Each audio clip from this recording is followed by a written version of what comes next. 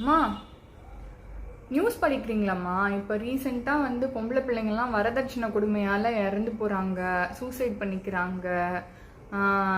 2 நாளைக்கு முன்னாடி என்னன்னா, அந்த 300 பவுன் போட்டு கல்யாணம் பண்ணியும் அதுக்கும் மேலே பணம் நகை கேட்டு டார்ச்சர் பண்ணி அந்த பொண்ணு சூசைட் பண்ணியிருக்கு.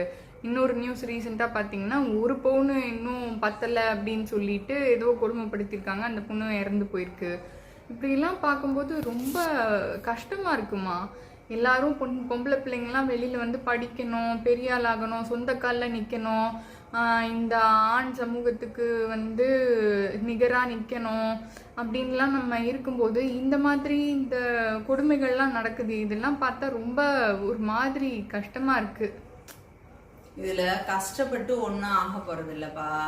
என்ன, நம்ம எல்லாம் நினைக்கிறோம், பிள்ளைங்க வரணும், படிக்கணும், சொந்த காலில் நிற்கணும், அது எல்லாமே சொல்லி கொடுக்குறோமே தவிர பிள்ளைங்களுக்கு தன்னம்பிக்கையா இருக்க சொல்லி கொடுக்குறோமாங்கிறது ஒரு கேள்வியா இருக்கு.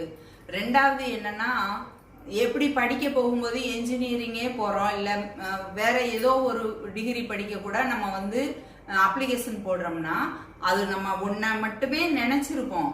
ஆனா ஒருவேளை அது கிடைக்கலைன்னா மாற்றா இன்னொரு சப்ஜெக்ட் ஒன்னா கூட வச்சுக்குவோம் அப்படின்னு நினைக்கிறோம் இல்லையா? அந்த மாதிரி ஒரு நினைப்பா வாழ்க்கையில பிள்ளைங்களுக்கும் சொல்லி கொடுக்கணும்.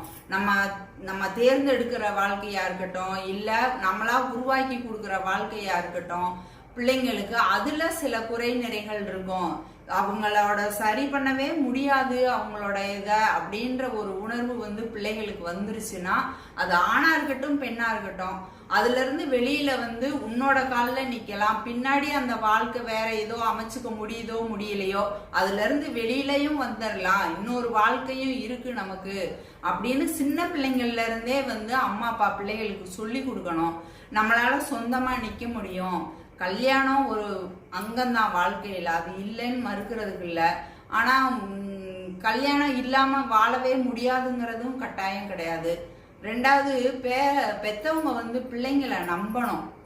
தன்னோட கூட படிக்கிற இடத்துலயோ இல்ல வேலை பார்க்குற இடத்துலயோ தனக்கு பொருத்தமா இருக்கும் அப்படின்னு சொல்லிட்டு ஒரு துணையை தேர்ந்தெடுத்துக்கிறாங்க. அதை வீட்டுல சொல்றாங்கன்னா கட்டாயம் சரி, நம்ம பிள்ளைங்களோட தேர்வு சரியா இருக்கும் அப்படின்னு நம்ம நம்பணும்.